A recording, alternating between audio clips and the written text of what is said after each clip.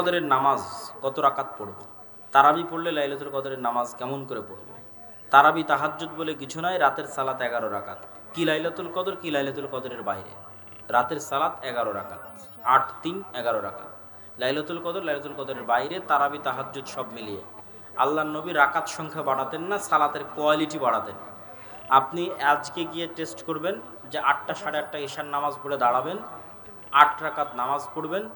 যার যেখানে সালাতে হাত বেঁধে দাঁড়িয়ে সূরা বাকারা পড়বেন, রুকুতে গিয়ে সূরা আলে ইমরানের সময় তাসবিহ তাহলিল পাঠ করবেন, সিজদায় গিয়ে সূরা নিসার সময় তাসবিহ তাহলিল পাঠ করবেন, আবার সিজদা থেকে উঠে সূরা আলে ইমরান তেলাওয়াত করবেন, আবার রুকুতে গিয়ে সূরা নিসার সমান রুকু করবেন, আবার সিজদায় গিয়ে সূরা মায়েদার সমান সিজদা করবেন। এইভাবে 11 রাকাত সালাত আদায় করে দেখেন আর রাকাত আসে কিনা, আর বের হয় কিনা সারা রাতের মধ্যে। আল্লাহর নবী এভাবে সালাত আদায় করতেন, তো সময় পাবে কেমনে 11 রাকাত বেশি করার? আল্লাহ নবী যদি এভাবে সালাত আদায় করে, তো আল্লাহ নবীর জন্য তো আর 50 ঘন্টার রাত দিন ছিল না, ওনার জন্য 24 ঘন্টা রাত দিন। সুতরাং 11 রাকাত সালাত এভাবে আদায় করলে এর চেয়ে বেশি সালাত হবে না।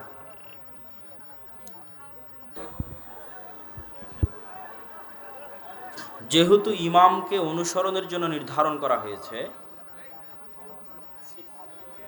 যে ইমাম রুকুর পর বুকে হাত বাঁধে না, তার পিছনে ওই আমল করা যাবে কি?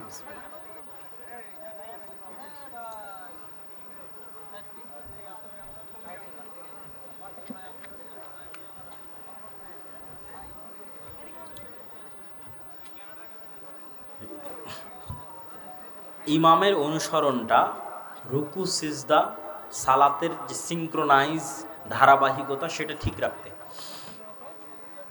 যদি আপনি এই প্রশ্ন উত্থাপন করেন, তাহলে আমি আপনাকে বলবো, ইমাম রুকুতে সুবহান রাব্বিয়াল আযীম 3 বার বললো না 10 বার বললো, তাকে আমি জানি? তা তো আমি জানি না। তাহলে ওই কয়বার বললো আমি কিভাবে বুঝবো? এটা আসলে অনুসরণের বিষয় নয়। অনুসরণের বিষয় হচ্ছে সে রুকুতে গেলে আমি রুকুতে যাচ্ছি কিনা, সে রুকু থেকে উঠলে আমি রুকু থেকে উঠছি কিনা। বেদাতি ইমামের পিছনে সালাত হবে কিনা। বেদাত যদি এমন হয় যে বেদাত মানুষকে কাফের করে দেয়, যেমন ধরেন মসজিদে কবর আছে এবং যে ইমাম সে সরাসরি কবর পূজারী এবং কবরের কাছেই চায়, তো এটা এমন বেদাত যে বেদাত মানুষকে কাফের করে দেয়। আবার একটা বেদাত হচ্ছে ধরেন একসাথে হাত তুলে দোয়া করে, অথবা শবে বরাত খুব ধুমধাম করে পালন করে, এই বেদাত মানুষকে কাফের করে না। তো এরকম যদি বেদাতি হয় তার পিছনে সালাত আদায় করা যাবে, আর যদি কাফের বেদাতি হয় তাহলে সালাত আদায় করা যাবে না। হানাফিরা জান্নাতে যাবে কিনা জানাবেন। হানাফি হোক, শাফি হোক, হাম্বলি হোক, মালিকি হোক, আহলে হাদিস হোক, যদি আমল এবং আকীদা ঠিক থাকে জান্নাতে যাবে। আর আমল এবং আকীদা যদি ঠিক না থাকে, আর গোটা গায়ে যদি আহলে হাদিস আর সালাফি লিখে রাখে, তাও জান্নাতে যাবে না। বুঝেননি মনে আমার কথা? তাহলে মূল কথা হচ্ছে আমল এবং আকীদা। নাম মানুষ কি দিল সেটা ধর্তব্য নয়, জন্ম কোথায় হলো, বংশ কোথায়, সেটা ধর্তব্য নয়। কিয়ামতের মাঠে আল্লাহ দেখবে তাকওয়া, পরহেজগারিতা এবং আমল। অন্তর দেখবে, আমল দেখবে।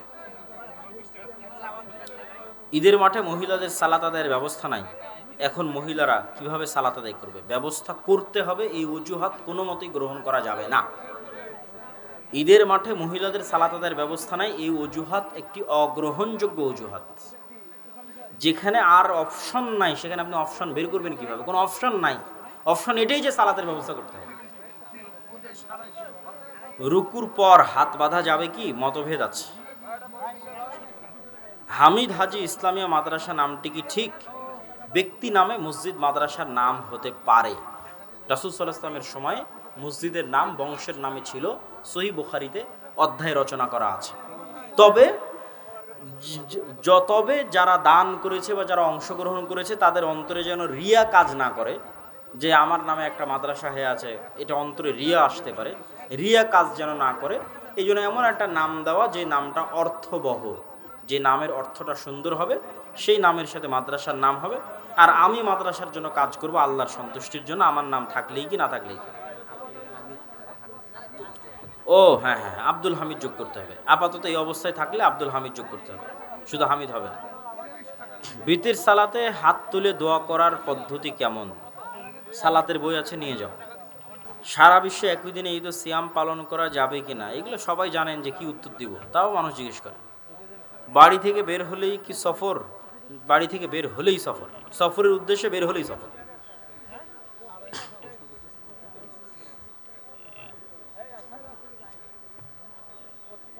আমার এলাকায় কিছু হানাফি লোকের কারণে এলাকা বেদাতে ভর্তি। আমি 15 বছরের বাচ্চা হয়ে কি করতে পারি?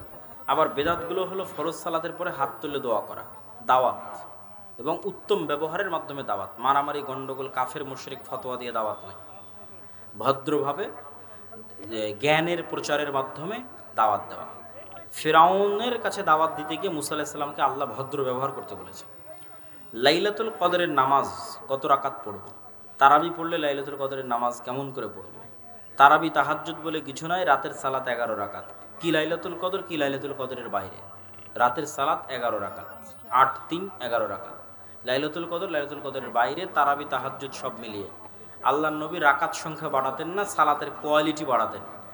আপনি আজকে গিয়ে টেস্ট করবেন যে 8টা 8:30 ঈশার নামাজ পড়ে দাঁড়াবেন, 8 রাকাত নামাজ পড়বেন, যার যেখানে সালাতে হাত বেঁধে দাঁড়িয়ে সূরা বাকারা পড়বেন, রুকুতে গিয়ে সূরা আলে ইমরানের সময় তাসবিহ তাহলিল পাঠ করবেন, সিজদায় গিয়ে সূরা নিসার সময় তাসবিহ তাহলিল পাঠ করবেন, আবার সিজদা থেকে উঠে সূরা আলে ইমরান তেলাওয়াত করবেন, আবার রুকুতে গিয়ে সূরা নিসার সমান রুকু করবেন, আবার সিজদায় গিয়ে সূরা মায়েদার সমান সিজদা করবেন।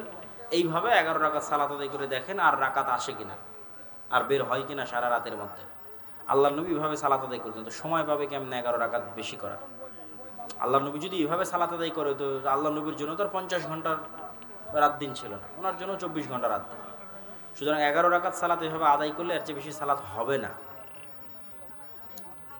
শেখ আপনার এরপরের মাহফিল কোথায়? এরপরের মাহফিল নাই, দাওয়াতি সফর আছে। যতগুলো মাদ্রাসা আমাদের সাথে মুআদালা করেছে, অধিভুক্ত হয়েছে জামিয়া সালাফিয়ার, সেগুলোর সফর আছে, দাওয়াতি সফর কাল থেকে।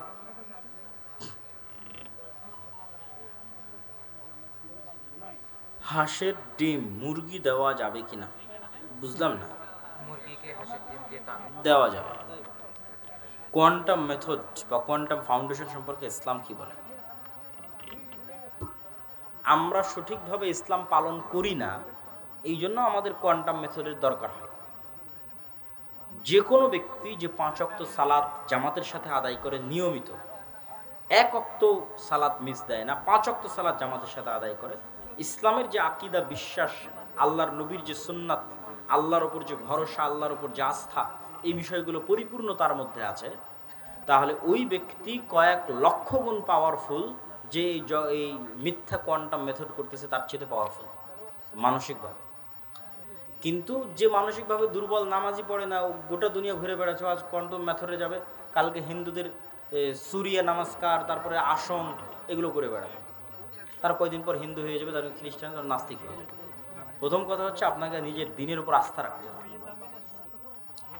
আমরা কোরআন হাদিস থেকে দ্বীনি ইলম অর্জনকারীর অনেক ফজিলতের কথা জানতে পারি, আমরাও তো ইলম অর্জনের পথে আছি। তবে জানার বিষয়ে আমরা কি উক্ত ফজিলত পাচ্ছি, আর উক্ত ফজিলত পাওয়ার জন্য কী কী গুণ থাকতে হবে, অনুগ্রহ করে জানাবেন। আর কোনো প্রশ্ন ছিল? নেতার হাতে বায়াত, নেতা যদি রাষ্ট্রনেতা হয় তার হাতে বায়াত করা যাবে, জেহাদের বায়াত করা যাবে রাষ্ট্রনেতার হাতে, এবং আনুগত্যের বায়াত করা যাবে।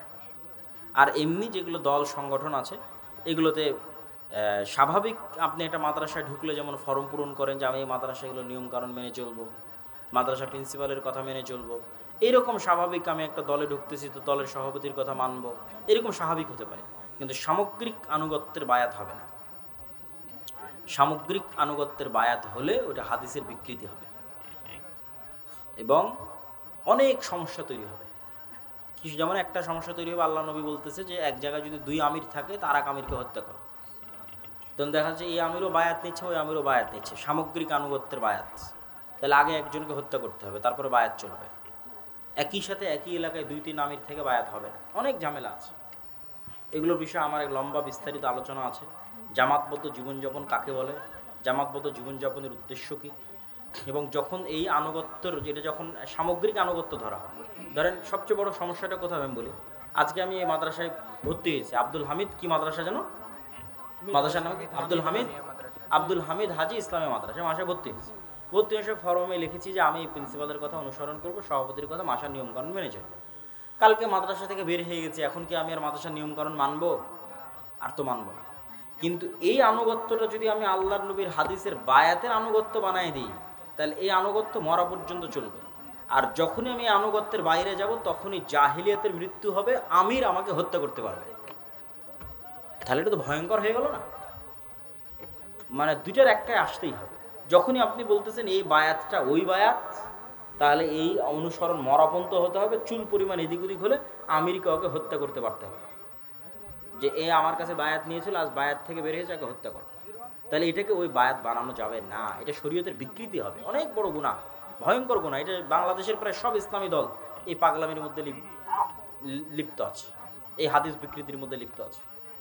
তাহলে কি হতে পারে? স্বাভাবিক একটা কোম্পানিতে যেমন চাকরিতে জয়েন করলে যেমন বলে যে আমি কোম্পানির রুলস অ্যান্ড রেগুলেশন মানবো, আমি দলের যতদিন আসেন দলের রুলস রেগুলেশন মানবো, কাল তোমার দল ভালো লাগছে না, আসসালামু আলাইকুম, এটা ঠিক আছে, কিন্তু সামগ্রিক বায়াত চলবে না।